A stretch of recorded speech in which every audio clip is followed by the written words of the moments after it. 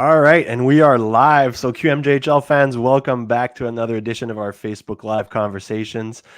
Today's guest is Jonathan Fauchon, captain of the Blainville-Boisbriand Armada. So, Jonathan, thanks for taking the time for doing this, and welcome. Thanks. Awesome. So, Jonathan, where are you calling us from today? What? Where are you calling us from today? I'm calling you from my billets. Awesome. So one of the icebreakers we usually do just to get to know you a little bit, we ask the reason why you wear the current jersey number you have. So why'd you pick yours? There's not really a real reason. I was wearing 12 in midget AAA, so I wanted to keep the same number, but it was taken by Gendron. So I wanted to stay in this type of number, and I chose 14. And Nick Suzuki wore 14 in Montreal, so it's a good number to wear here. And I've heard before that you compare yourself to Nick Suzuki as a player as well. So does that fit the reason why you picked 14 as well? Yeah, I think it fit the reason. It's a guy that I try to learn from him, like watching the game, and I think he have a great IQ, so I try to learn from him every time I watch him.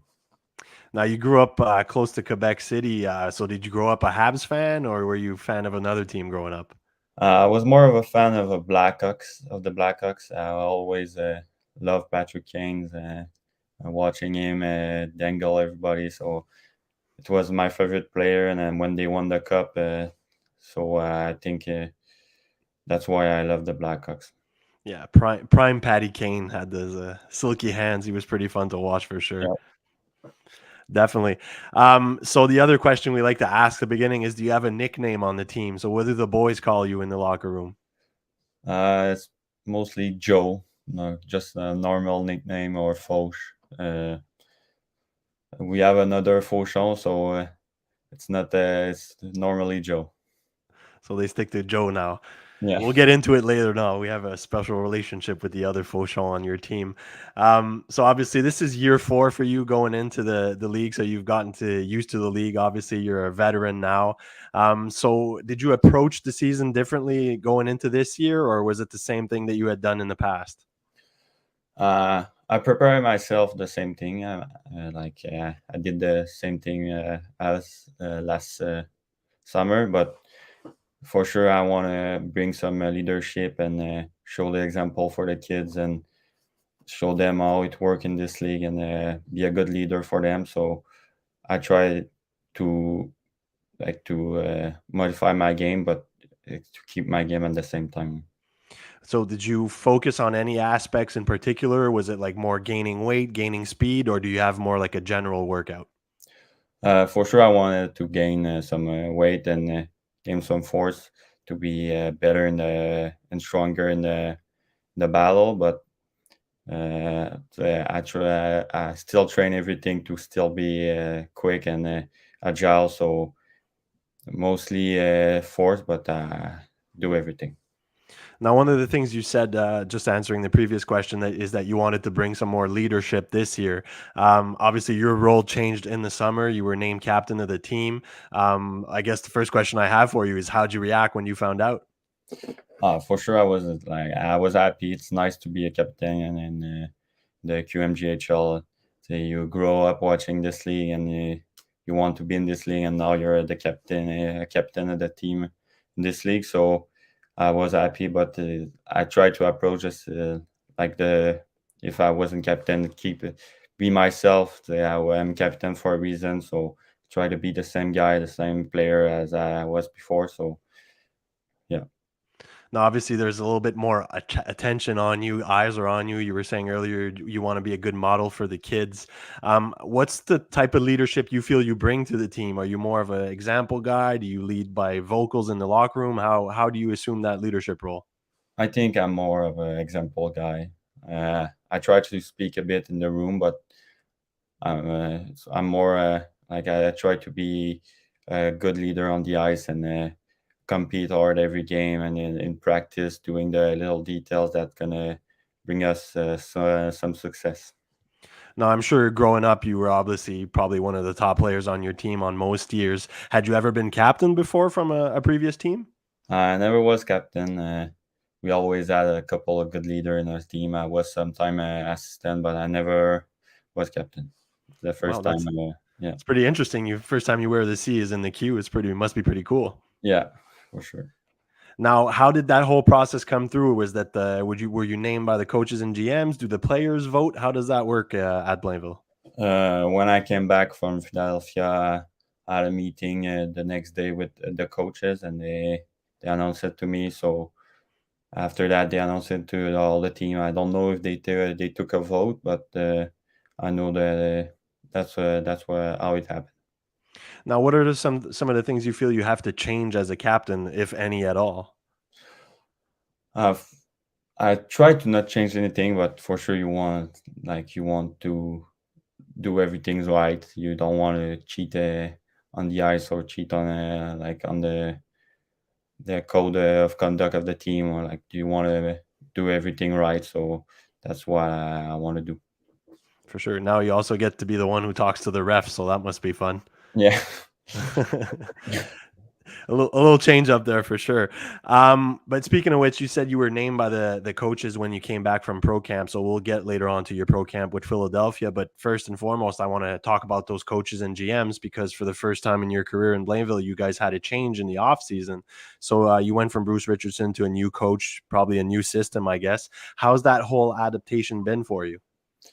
uh for sure it's different. It's two different type of coach, but it's like you gotta be the same player as you were before. Even in a new system, you gotta keep to play your game, and what bring you to success. So I try to adapt myself by being the same guy, and like it's different the system, but not like it's not that bad. So I think it's okay. And how I guess I should ask basically you had gotten to know Bruce over the years. Obviously you guys spend so much time together and everything. So I'm guessing you had some mixed emotions when he left, but you feel like a new coaching staff coming in sort of brings a breath of fresh air to a team as well. Does it, unite the group?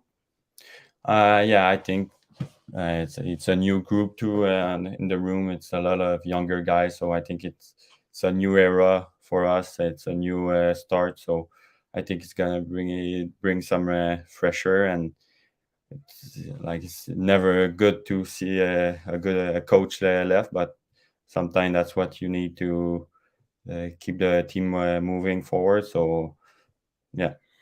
Now, not to get into the details at all, but I mean, as a group, do sometimes you guys feel like responsible when a coach loses his job? How is that in the locker room? Yeah, for sure. Like the coaches, if you we would have won a 50 game last year, for sure you wouldn't have get the fire. But sometimes it's part of the game, and you try your best on the ice. But yeah, Now, have you been a resource as team captain for the new coaches? I mean, obviously, there you have more experience in that locker room. You've been there before and all that. So, do you feel like they come to you with some different questions? yeah, I think like we talk like once or twice a week. So we try to be in contact a lot, so we can find some solution when it's not going good, or like when it's going good, just keep like to talk about what's going on in the room, and if everybody's doing good. So I think me and all the group of leader, we try to talk to him as much as possible. For sure, for sure. Um, who were some of the leaders that sort of took you under their wing when you came into the league? Who were some of the guys that were veterans on Blainville when you got there? When I got there, the captain was Luke Edmond. I think Okay. he's a pretty good example. He always was a good captain with us, and he was a really good person. I think I learned a lot from him. Same type of player from me, I think. So yeah, it's a good example to have when you came in to the Did league. you? I was going to say, did you take any notes or any things that you sort of try to emulate yourself? You're trying to be a little bit like Luke Henman now. Yeah, yeah. I mean, I want to be myself, but for sure, like when I was 16, I was saying I want to be like Luke. At 19 or 20, I want to be the same type of player as him. He was a competitor that had a good IQ. So, and after that, he signed in the pro. So, he always was a good example for me. And I think I tried to learn a lot from it. Definitely, and obviously, underrated two-way player, I should say, because he was a Yeah. pretty good sniper, but he was definitely good two-way. Now, coming back to you, I know, probably as a good team captain, you hate talking about yourself, but we're gonna have to talk to you a little bit today. But so you were top scorer on the Armada last year, and you're the same is happening this season. You're the top scorer currently right now, but you're also considered a two-way player. Do you find sort of that flattering that people consider you a good two-way player, or would you rather be recognized for your point totals? No, I want to be more recognized for a two-way player. Uh, I think it's important to be good in the D zone so you can lead to offense.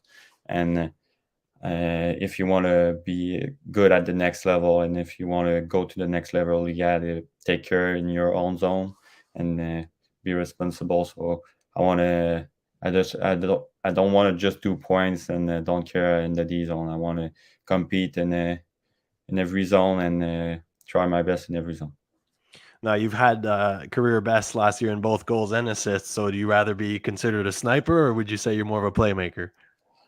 I think I'm more of a playmaker, but I think I'm kind of both. I don't really.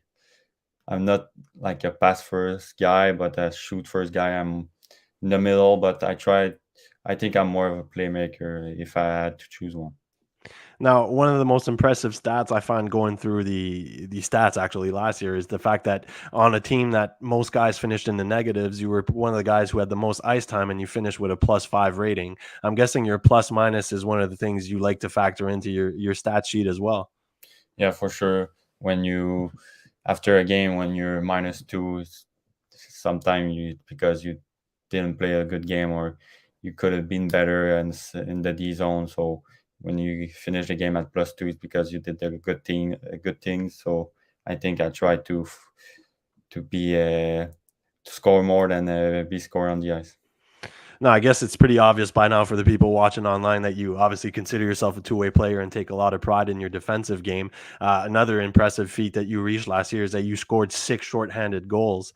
Now, how does that happen? I mean, do you feel like it's just a few bounces went your way? Is it something you take pride in to try to score goals while you're shorthanded?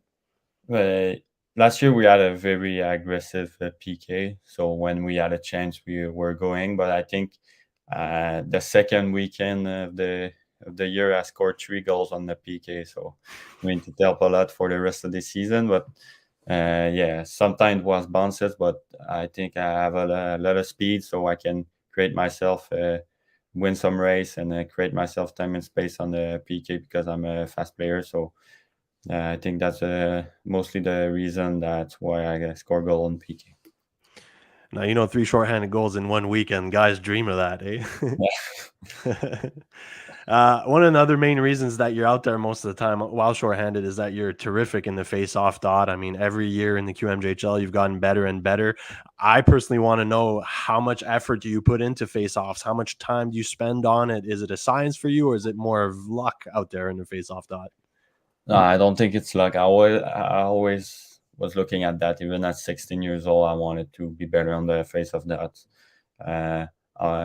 Even in midget AAA, I was looking at my face-off stats because I wanted to be better and win some face-off. When you start the the game with the puck, so it's gonna help you to bring some offense in the O zone or in the D zone to clear the puck as fast as possible. So I think it's important to win some face-off. Or I try to practice this as most as I can. Especially last year, I gained a step on that. So I think I try to be very better at every aspect of my game, like face-off.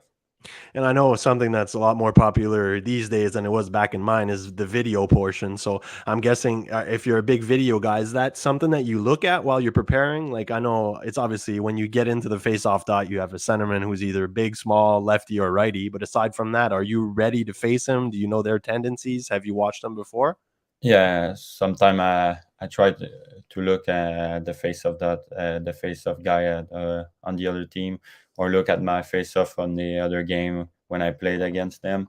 Uh, so that's what I try to do to be better on the face off, to look at their tendency, what I can do to block them, or go with speed or with the more force, or try to hit their stick at first, and then win it. So it's always something that I look at. For sure, and obviously you definitely do your homework because it shows on the stat sheets for sure. So I hope you take pride in that, getting better every year. It shows. But another question I have for you is obviously we just mentioned it there. You're, I mean, a veteran forward. You're a first liner. You play on the top power play unit, top PK unit. So obviously you're out there a lot, logging a lot of minutes in those games. Do you feel sometimes that catches up to you in a season? I mean, are you asking coaches to play a little less, or are you just trying to take the most you can in a 68 game schedule? For sure, I try to take the most as I can. You know, I never want to say to the coach I want to play less, but it's for sure sometimes it's tough, especially on a 3-on-3 or when you play a lot in the week. But yeah, I try to take care of myself off ice. I always do a little cool down after practice or do a stress at home after before going to bed. So I always try to take care of myself to make sure I'm ready for the next game and to be more ready for the next game. Yeah. And I'm guessing that's one of the things of being a veteran, being in the league for 4 years. How different is it for you, would you say, compared to as your rookie year, how you take care of your body now? Is it something you've learned along the way? Yeah, for sure. It's more important for me now. At 16, I was doing it, but less. You you're kind of just there, and you try to you you're happy to be there, and you don't really. Uh, I don't know how to say it, but you don't like. It's not the same thing as when you're 19. When you're 19, you really want to win. You want to make the difference, so you try to prepare yourself in consequence and be the best player you can. So I think all the little details you do off ice, like cool down, try everything you can do to be prepared for the next game. You have to do it. So yeah. I'm guessing this is one of the questions we see sometimes in the different documentaries and everything. But like, what's one thing you would tell yourself, your 16-year-old self, if you could talk to him today, that you would know, knowing everything you know now? Uh, to enter the league, to be like confident right at the start, not be scared to make play. Uh, that you can play in this league even if you're 16, and you uh, be ready to make play and don't think too much and just play your game. That's why I think that one of my biggest thing I changed last year. So that's why I it went better. So I think that's why I would tell myself to myself at 16. So do you think that was the major change last year? Obviously, maturity wise, you get bigger, more and everything, but do you feel like the confidence, you're gotten more confident? That was the main change between every season you've had here? Yeah, I think with the puck mostly. Entered the training camp. I was really had a very good training camp. Even in practice, I was pretty good in practice. So I think when you do all the details and you're good right at the start of the season, you gain confidence, and after you try some play that you wouldn't have tried before, and it works. So I think when your confidence is there, I think good things will happen to you. And in your case, I'm guessing you did enter camp with, or this season with a lot of confidence because you had just gotten back from your first pro camp with Philadelphia. Can you talk about that camp a little bit? I guess my first question would be, what was your first impression when you got there? Were you in awe? Were you trying to soak it all in? How was that for you?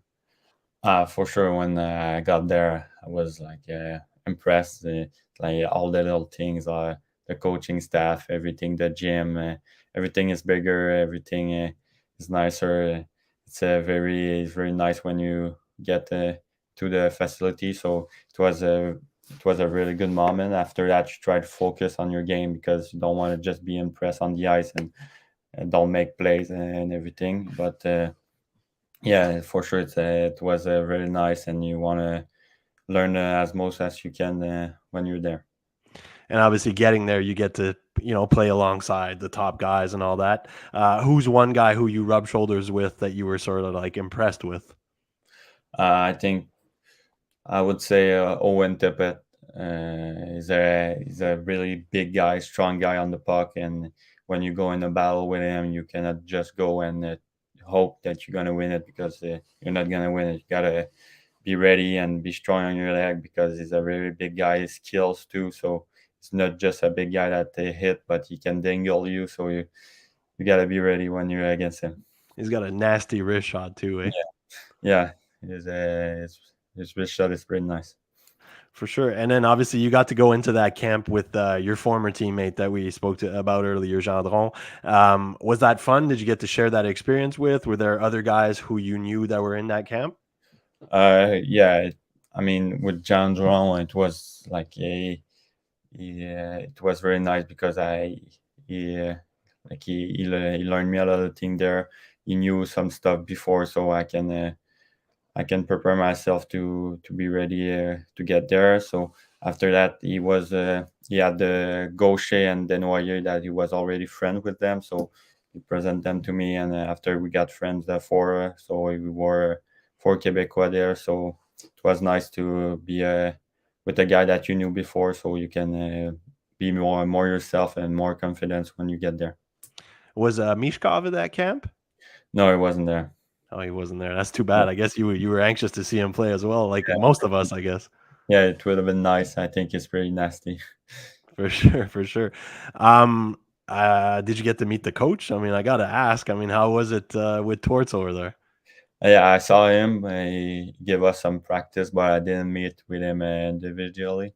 But I saw him, and for sure, he's a pretty iconic coach, and he's pretty nice. So I saw him first, I was impressed, and looking at him like a little guy. But I mean, it's pretty nice.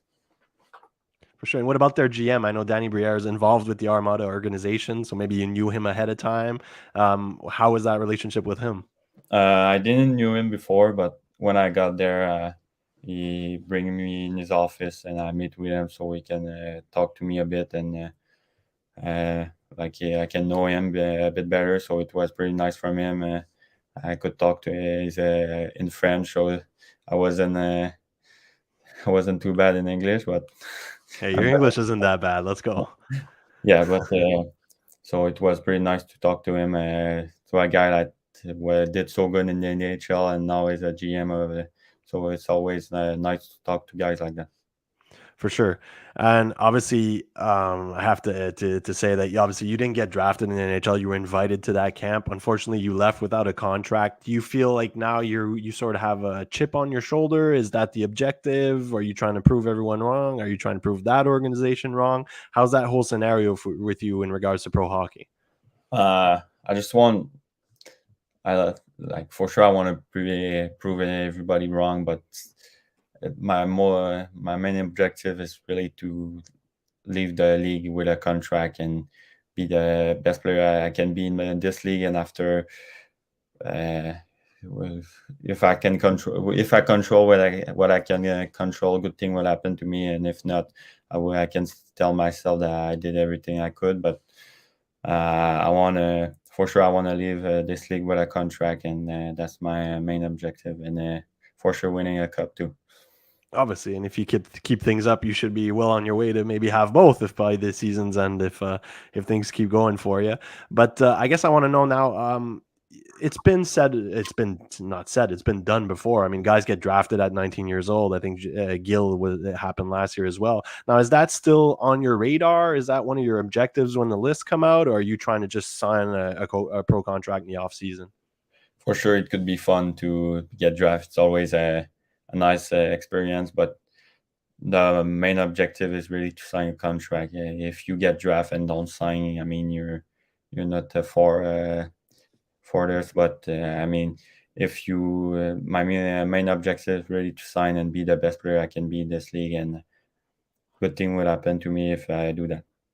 Now, I'm curious. Obviously, Philadelphia let you go, but when they let you go, did they give you any pointers? Did they say, "Hey, if you keep working on this aspect, that aspect"? Did they give you anything at all, or any reason at all when you leave? Yeah, they talked to me and they said uh, I really left them a good impression, and they want to follow me this year and see what's gonna happen to me. But they wanted me to work on my strength and be stronger, better, and be good. Keep being good defensively and always be a leader in the team. So I try to do everything to be better. For sure. Now, during the season, now are you still in contact? I mean, do you have scouts coming to see you after games? How's that work? as a Uh, free agent, I guess? yeah, I try to still be in contact with him. During, I don't think scout, but I saw one scout there, but I didn't talk to him after the game, and yeah. Now, on another level, I mean, obviously with that behind your mind, I mean, last year I guess was a different type of season, being NHL draft year. Do you feel you have less pressure now during this year, or do you feel it's like the flip side where like you feel you have more pressure with something to prove? Uh, I think it's pretty much the same. Maybe more pressure this year with like I've been to NHL camp, so I want to still perform and keep moving forward and be a better player than last year. So I think last year I didn't have that much pressure. So this year it's more of a season that I want to be a difference maker and I want to be the best player I can be. So try not put pressure on myself, but sometimes you do it. You do it, but yeah. Well, as we said earlier, I mean, the boys are buzzing, like we can say in Blainville. The team's doing good. You yourself, on a personal level, was doing great as well. So things are definitely panning out for you. So this is all the time we had. So I wanted to thank you for doing this. For people watching online, you're going to move to the Facebook channel in French to do the same interview in French now with our colleague Alex. So I want to thank you again for taking the time for doing this during the season. And obviously, we'll wish you the best of luck the rest of the way. Thank you. Awesome. Thanks.